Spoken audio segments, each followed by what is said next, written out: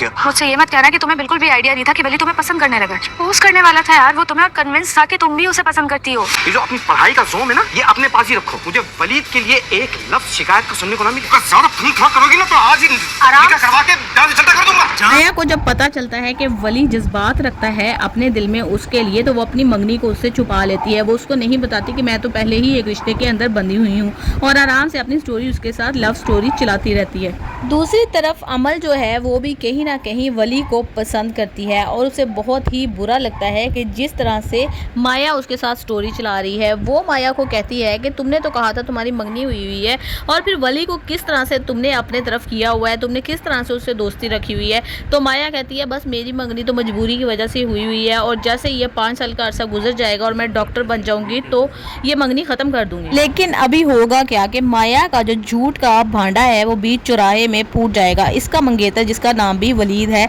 वो इसके कॉलेज पहुंच जाएगा, और जब वो देखेगा इन दोनों को मोहब्बत भरे अंदाज में बातें करते हुए तो उसको शदीद गुस्सा आ जाएगा कि इसीलिए ये मेरा फ़ोन अटेंड नहीं करती, मुझ पर फोकस नहीं करती, क्योंकि इसकी तो कहीं और ही लव स्टोरी चल रही है। तो वो इसको कहेगा तुम्हें शर्म नहीं आती कि तुम किस तरह से दूसरे लड़कों के साथ ताल्लुकात बना रही हो, तुम्हें नहीं पता कि तुम्हारी मेरे साथ शादी होने वाली है और हम मंगेतर हूँ मैं तुम्हारा, और तुमने इसीलिए निकाह से मना किया था कि तुम्हारी ये हरकतें हैं जो तुम कॉलेज में करती फिर रही हो। ये उसको कहती है कि तुम मेरी ज़िंदगी के मालिक नहीं हो, तुम मेरे मंगेतर हो, तुम्हें कोई इख्तियार नहीं है मेरी ज़िंदगी के बारे में फैसले करने का या स्टेटमेंट्स देने का।